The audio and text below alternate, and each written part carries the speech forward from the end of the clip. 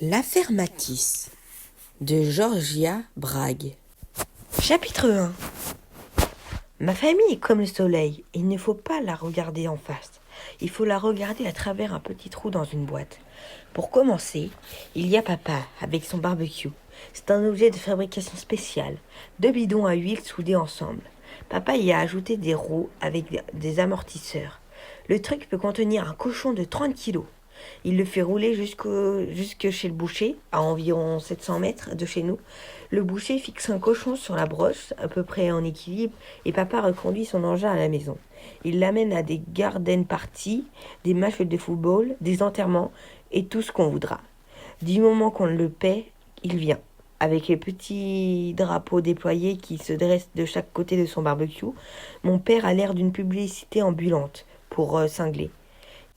Quelle que soit la direction qu'il emprunte, tous les gars du quartier le repèrent, rappliquent sur le trottoir et rigolent comme des bossus. J'évite d'être vu à proximité du barbecue de papa. Je préfère m'en tenir autant que possible à l'existence normale d'un garçon de 11 ans et rester à l'écart des dingues avec qui je vis. Je suis prêt à sauter dans un buisson pour me cacher ou à ramper dans un conduit d'évacuation pour m'enfuir. Bon, en fait, je n'ai jamais rampé dans un conduit d'évacuation, mais j'en serais capable s'il le fallait. Un jour, j'ai sauté une voiture en marche. Papa poussait son barbecue dans la rue et il approchait du centre commercial où tous les copains de l'école se réunissent. Maman et moi, nous le suivions en voiture. Les gars ont commencé à se rassembler sur le trottoir comme pour regarder passer le défilé du carnaval. Donc, avant d'arriver au centre commercial où tout le monde m'aurait vu avec lui, j'ai ouvert la portière, je me suis roulé en boule et je me suis jeté sur la chaussée. C'était moins risqué qu'il n'y paraît, parce que maman roulait à environ un demi-kilomètre/heure. Aujourd'hui, papa a remis ça. Une nouvelle Miss Piggy avec sa tête de cochonne encore attachée venait d'être embrochée et attendait le départ. Nous allions au musée Géraldine Nemeth, où maman travaille, comme responsable de la sécurité, pour leur barbecue annuel de printemps. « Hé Mathis, va me chercher mon tablier et ma toque de cuisinier. Tu veux, fiston ?» m'a demandé papa. « Ouais, d'accord. » J'ai sorti son attirail du placard et j'ai attendu dans la cuisine pendant qu'il a retiré l'antivol du barbecue.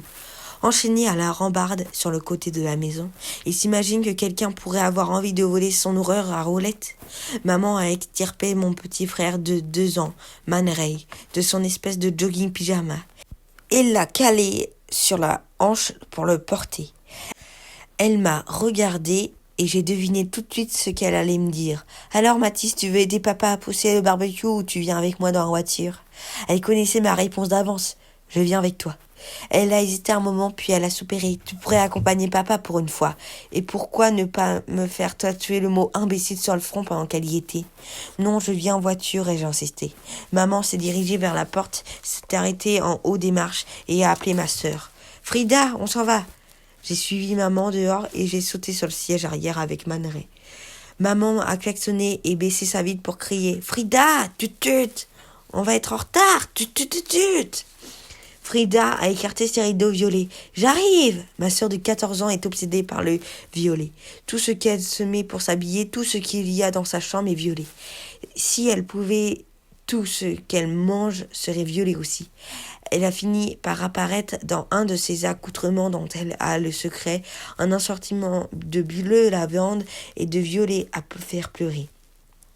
Papa avait manœuvré son double barbecue jusque devant la maison. Il a rejeté la tête en arrière et a souri à maman. « Tu es prête, Sue, chérie ?»« Je suis prête, chérie. » En conduisant, maman était tout sourire. Elle roulait derrière papa qui poussait son engin en plein milieu de la rue. Vu que nous habitions dans une impasse, il n'y a qu'une seule direction possible pour partir de chez nous. Descendre une petite pente et tourner aussitôt à gauche.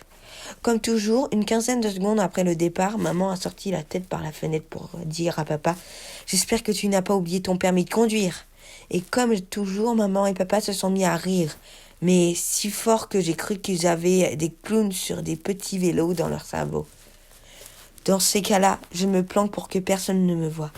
Je me suis penchée en avant et j'ai enfoui ma tête entre mes genoux. Je n'avais pas l'intention de me rasseoir normalement avant d'être arrivée au musée. Mais tout à coup, maman a pris sec. « Chérie, tu t'es fait mal, a-t-elle crié par la fenêtre. Au moment où je me suis redressée, maman et Frida sautaient de la voiture.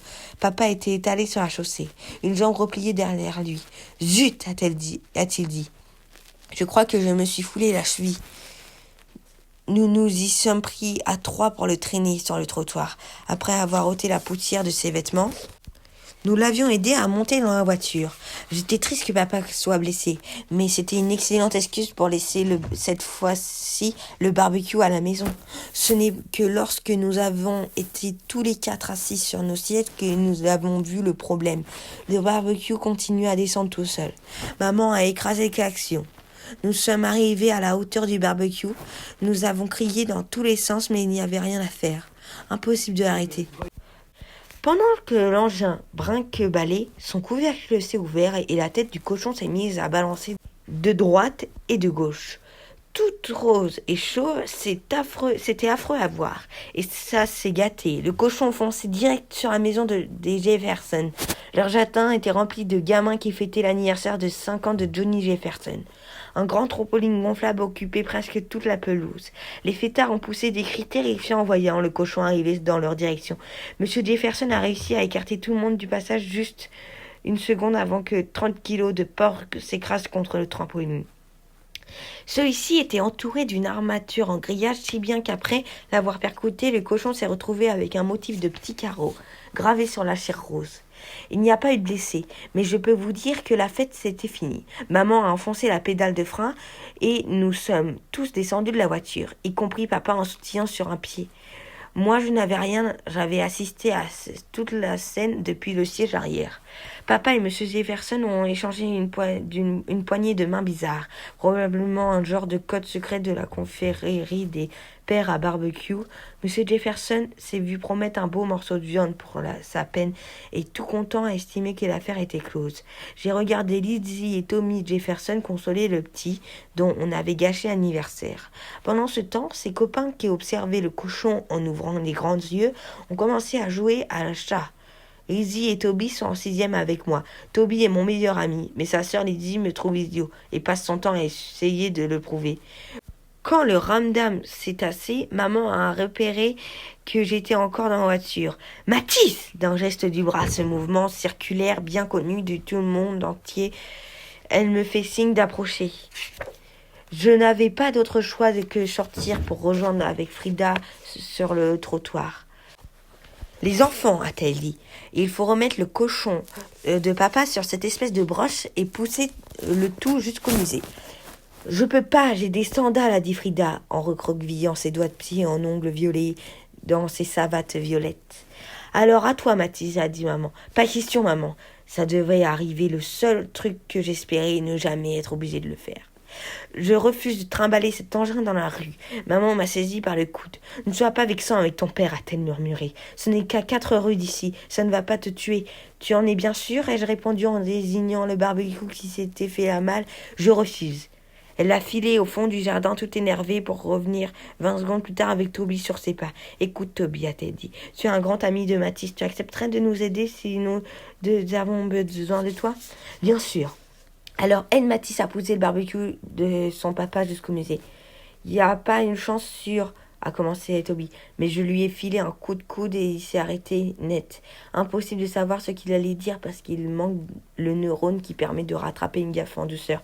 Il m'a regardé puis il a regardé maman. J'ai pas le temps là tout de suite. Tu vois, il peut pas, ai-je dit à maman. Toby, s'il te plaît. Maman était sur le point de se mettre à genoux. Oh malheur, a dit Toby. Il voyait venir le coup. Quand ma mère vous demande de faire quelque chose, vous le faites sans discuter, avant d'avoir compris ce qui vous est tombé sur la tête. D'accord, je vais vous l'aider. Magnifique. Maman est retournée vers la voiture avec tout le monde. Bon les garçons, prenez le taureau par les cornes, allons-y. Oh oui, oh mon petit gars, ça va être super, a dit Lizzie, qui a aussitôt pivoté sur ses talons et a couru vers la maison. « T'es pas obligé de m'aider, tu sais, ai-je dit à Toby. C'est beaucoup demander à un ami.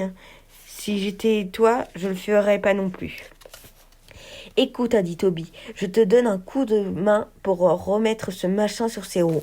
Mais c'est tout, ma réputation est en jeu. Allez, qu'on en finisse. Il nous a fallu tous nos muscles pour redresser ce paquet de lard. La peau du porc est caoutchouteuse, difficile à gripper et le cochon nous a échappé des mains. Quand nous l'avons posé sur le gris, qui en plus a glissé vers le côté, nous avons tout de même fini par équilibrer à peu près l'animal. Nous avons retiré les brins d'herbe qu'il avait sur le flanc et poussé le barbecue dans la rue. Monsieur Jefferson s'est proposé de nettoyer lui-même le trampoline au jet d'eau, si bien que nous pouvions partir immédiatement. Avions-nous fait quelques pas dans la rue que maman s'est penchée par la fenêtre de la voiture. « J'espère que vous avez vos permis de conduire, les garçons. » Et là, nous avons entendu nos parents éclater de rire. « Ils ont le sens de l'humour dans ta famille, hein, on dirait, » a fait Toby. Il a lâché le barbecue graisseux et a marché derrière moi à distance en me laissant pivoter tout seul. Pour peu que j'oublie ce qui se passait autour de moi, si j'évitais de trop y penser, c'était en fait assez marrant de pousser ce machin ridicule au milieu de la rue. Je n'étais plus qu'à une vingtaine de mètres du musée quand j'ai entendu le déclic. Sur le moment, je n'ai pas compris ce que c'était, mais tout de suite après, j'ai vu un appareil photo dépasser d'une haie. J'ai repéré une bicyclette posée par terre juste à côté. Clic-clac, Lizzie est sortie de derrière la haie. Un petit sourire, a-t-elle dit. Puis, elle a de nouveau pointé l'appareil sur moi. Clic! Elle a enfourché son vélo et a filé. « Hé !» a crié Toby derrière elle. Je ne savais pas pourquoi Lizzie me faisait toujours des trucs comme ça. « T'as intérêt à supprimer ces photos, Toby. » Pas de souci, m'a-t-il répondu en se lançant déjà à sa poursuite. Je récupérerai cet appareil même si je dois le faire en pleine nuit. De toute façon, avec ou sans photo, j'étais perdu, parce que Lizzie allait raconter l'histoire à tout le monde. S'il y a une chose que personne n'ignorait, c'est bien ça. Lizzie est une cafeteuse.